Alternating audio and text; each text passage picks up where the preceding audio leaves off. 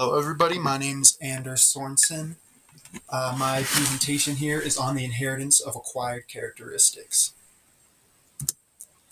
And so, the inheritance of acquired characteristics is most closely associated with French naturalist Jean-Baptiste Lamarck. Even though he wasn't the first person to really put this theory forward, he's the one who's sort of known for making it famous and usually the first person people think of when you bring up this idea.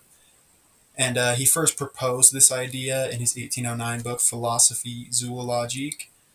And now it is what he's most well known for. I think if you've ever been in a biology class, you've probably heard of his theory, usually contrasted with Darwin's theory of evolution, which ended up being correct. And basically, if you're not familiar with what Lamarck's theory of inheritance of acquired characteristics was, he proposed that certain acquired traits that animals or any type of organism could get throughout their lifetime could then be passed down onto their offspring. And so one of the most famous examples that people like to use to basically sum up Lamarck's theory is this example on the right of giraffes, gaining their elongated neck and legs from having to reach up to grab those high leaves to eat, and that sort of stretches out their legs and necks, and then once they've acquired that stretched out neck, they're able to pass it down to their offspring, and through generations of that, that's how giraffes ended up with such long necks. And when this was originally published, it was actually like a pretty well respected theory. It did gain like a lot of discussion, but once Darwin published Origin of Species, and especially once August Weismann proposed the Weismann barrier, that was when Lamarck's theory sort of fell out of favor with the scientific community. But more recent experimentation has shown that Lamarck may not have actually been completely wrong, and in fact, acquired characteristics can be passed down by organisms and inherited by their offspring. And so, to understand the significance of this new research that's been in support of Lamarck's theory of the inheritance of acquired characteristics, we first need to understand the other theories that led to Lamarck's theory being regarded as a failed theory in the first place. And chief among those is the Weismann barrier. And like I said before, this theory was sort of like the death blow for Lamarck's theory of the inheritance of acquired characteristics. And the Weismann barrier is named after the German evolutionary biologist by the name of August Weismann. And he first introduced this idea in his 1892 book called The Germplasm, A Theory of Inheritance. And what the Weismann barrier states is that all hereditary information moves from germline cells to somatic cells, and it can never happen the other way around. So any mutations within somatic cells cannot be passed on to offspring because only germline cells are able to pass on that hereditary information. And so as you can see, this kind of directly conflicts with Lamarck's theory of acquired characteristics, because if changes to somatic cells can't be transmitted on to the next generation, then it should be impossible for any acquired characteristic to be passed from parent to child. But like I said at the beginning of this presentation, more recent research has actually shown that the Weismann barrier has been broken, because we actually have observed in several different groups of animals acquired characteristics being passed on from parent to offspring. And an example of that is found in the water flea species Daphnia cuculata. And so in this species of water flea, when they're exposed to the chemical signal of their predator, which is known as the Chaborus glassworm chiromones, which I'm not sure if I'm saying right, but these water fleas will grow larger helminths as a defense mechanism against their predators. And so in a study done on this species, one generation of these water fleas were exposed to the chiromones of the Chaborus glassworm, their predator, and as expected, they grew these larger helminths in defense against their predators. But what might not have been expected was after these fleas reproduced, the offspring of the generation which had been exposed to the chiromones also developed these larger helminths, even though they had never been exposed to the chiromones themselves. So you might be wondering how something like that is even possible, and the answer is transgenerational epigenetic inheritance. And to understand that, first you need to understand what epigenetics are. And epigenetics can be defined as, quote, the study of changes in gene function that are mitotically and or meiotically heritable and that do not entail a change in DNA sequence, unquote. And so transgenerational epigenetic inheritance would then be the transmission of these aforementioned changes or epigenetic markers from one generation onto the next. And transgenerational epigenetic inheritance is what's widely believed to be the driving mechanism behind the inheritance of acquired characteristics. And so, one of the ways that we're able to find out more information about transgenerational epigenetic inheritance is through studying plants. Because even a long time before this new research came out that helped support Lamarck's theory of inheritance of acquired characteristics, botanists had already been noticing for a long time that plants were able to transmit acquired characteristics onto their offspring. And in 1962, a study was done that really illustrates this fact. And it was done on the wild flax type, also known as Linum usitatissimum, which, once again, not sure if I'm saying it right. But in this experiment, the flax was grown in soil rich in potassium, ammonia, and phosphate. And as a result of growing in this nutrient rich soil, it developed to be 3 times heavier than the counterparts which were grown in normal conditions. And not only was this increase in size transmitted to the next generation, but to the next 6 generations of plants, regardless of the soil they were grown in. And on the right here, it's kind of hard to read, but this actually shows the plant weights of the descendants of those original flax plants, which were raised in the nutrient-rich soil, as compared to the other control group plants that were not descended from the nutrient-rich soil plants. And so that right there is an example of inheritance of acquired characteristics in plants. And because we know that the inheritance of acquired characteristics occurs in plants, this provides us with a valuable opportunity to study plants to try to gain more insights into how transgenerational epigenetic inheritance works. And so the exact method of transgenerational epigenetic inheritance isn't known, but an epigenetic change in the process of DNA methylation has been suggested as a component in it.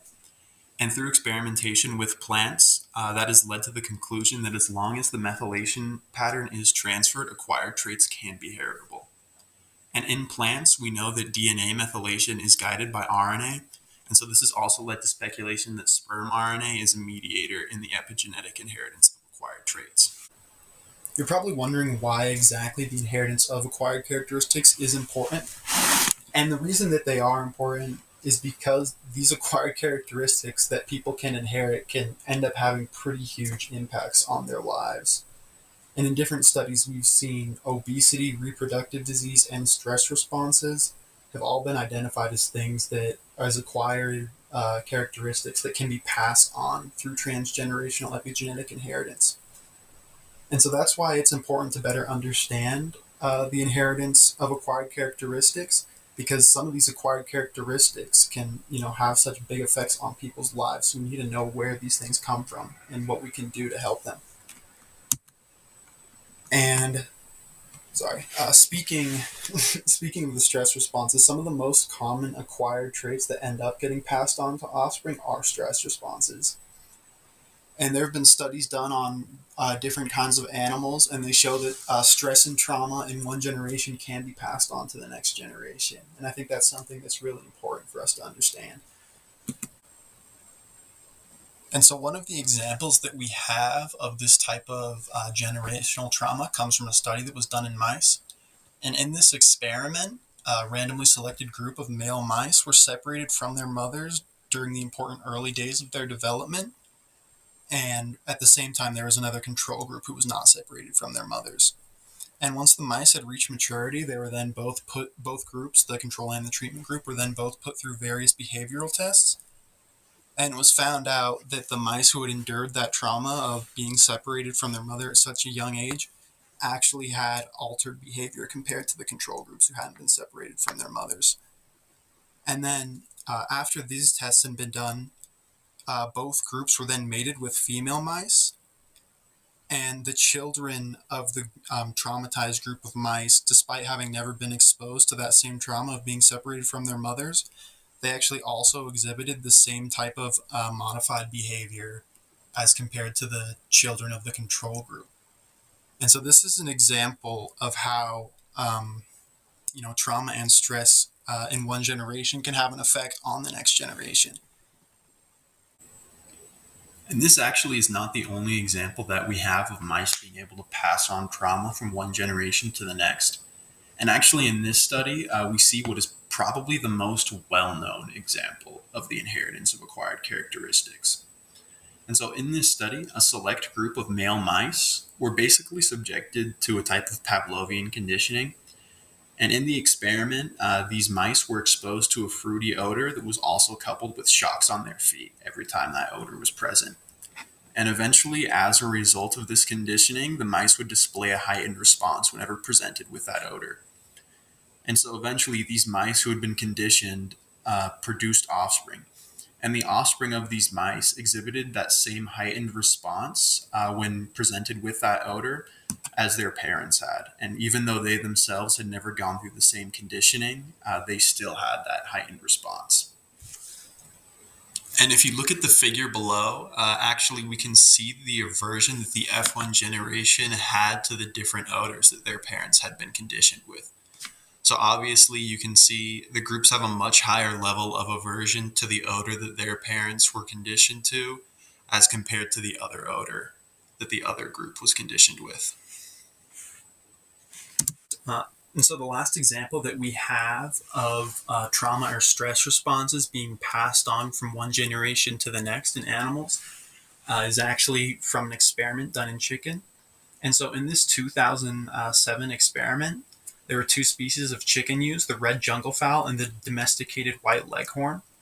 And in this experiment, they were both placed in a stressful environment via unpredictable light-dark rhythm, while the control groups of both species were placed in a non-stressful environment with just a regular 12 hours light, 12 hours dark, light-dark rhythm.